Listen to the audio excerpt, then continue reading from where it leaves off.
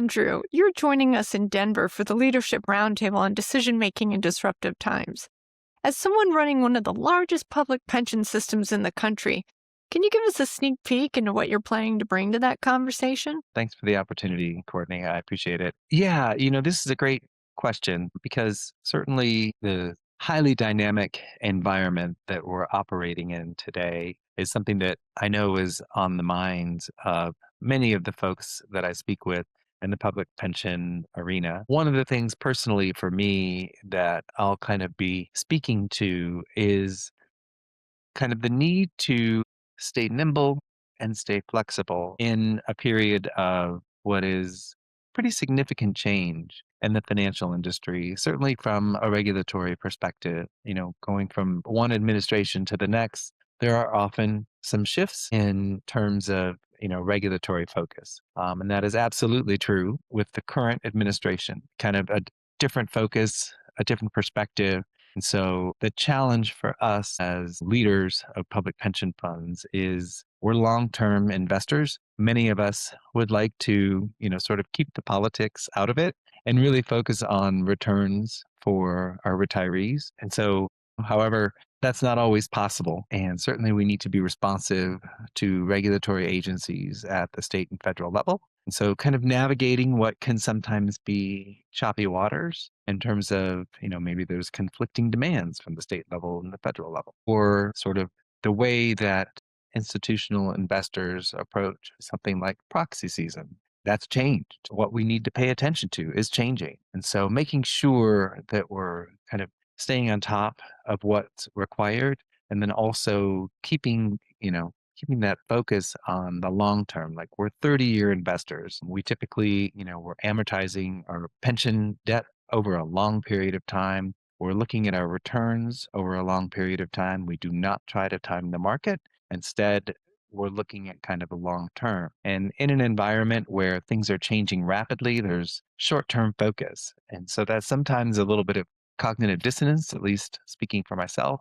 And so kind of talking about that is something that I think will be top of mind for a number of the folks attending. Fantastic. And between geopolitical uncertainty, AI reshaping the industry, and shifting expectations around returns, there's, as you alluded to, no shortage of disruption right now. So when you look at the challenges facing public pension leadership right now, what's the one that keeps you sharpest? That's a great question, and I think there's maybe two or three that are top of mind for me. AI is certainly something that I talk about, if not on a daily basis. I'm certainly in meetings related to adoption of AI, use of AI, policies around how we're implementing AI into our systems.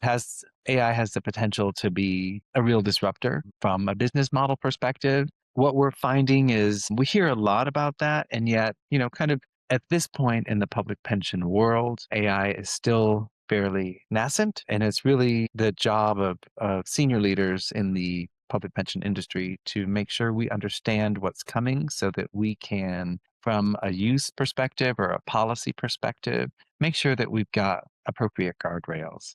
Many public pension funds, for example, have all sorts of highly protected data.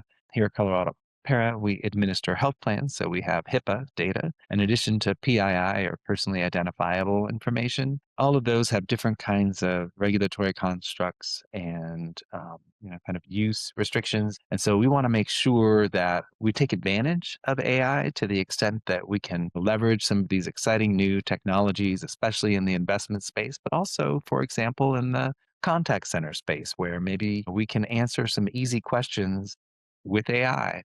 We're not quite there yet. As we move toward adopting that technology, we want to make sure we're being really thoughtful from, again, a policy perspective, a privacy perspective, that we're respecting the data of our members. And then I would also add to kind of, the geopolitical uncertainty is real. Many public pension funds in the United States are somewhat underfunded. And so we really rely on returns. Here at Colorado Para, our discount rate, our investment rate of return is 7.25% or seven and a quarter. We're sort Great. of on the high end. Many public pension funds are around six and three quarters to 7%.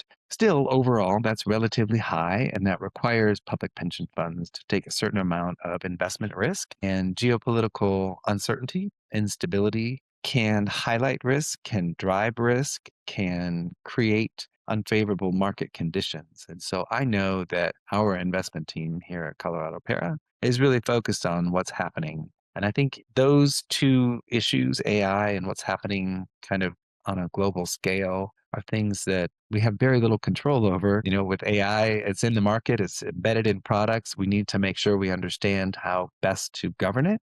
And then, of course, geopolitically, we can only respond to what's happening. But to the extent that we can, think ahead and make sure that we have appropriate diversification within our portfolio, that from a risk perspective, we're being super thoughtful, hyper aware of what's happening so that we can make the adjustments necessary to rebalance or to kind of look ahead and make sure that we're being pragmatic, prudent investors. Fantastic. And Andrew, I have to ask, what are you looking forward to when you come to the forum?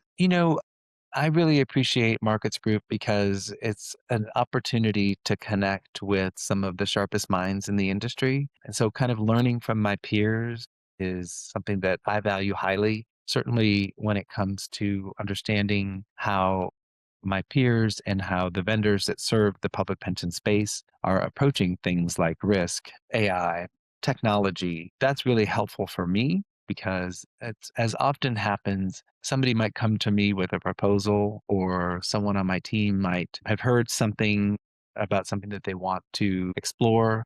And to the extent that, I too have kind of been in a discussion about that particular topic, the ability to call someone up and say, hey, we had a conversation now, this is something that one of my team members is proposing. And, how did you go about implementing this particular strategy or utilizing this particular technology? That's really helpful to have real life kind of examples from folks that I know and have spoken with previously. So that's really the value and the benefit that I get out of this That's conference. wonderful. It's like your own community of chief investment officers. Well, thanks so much, Andrew. We are certainly looking forward to having you out at Denver. It's great to see you, and we'll talk Thank you. again soon.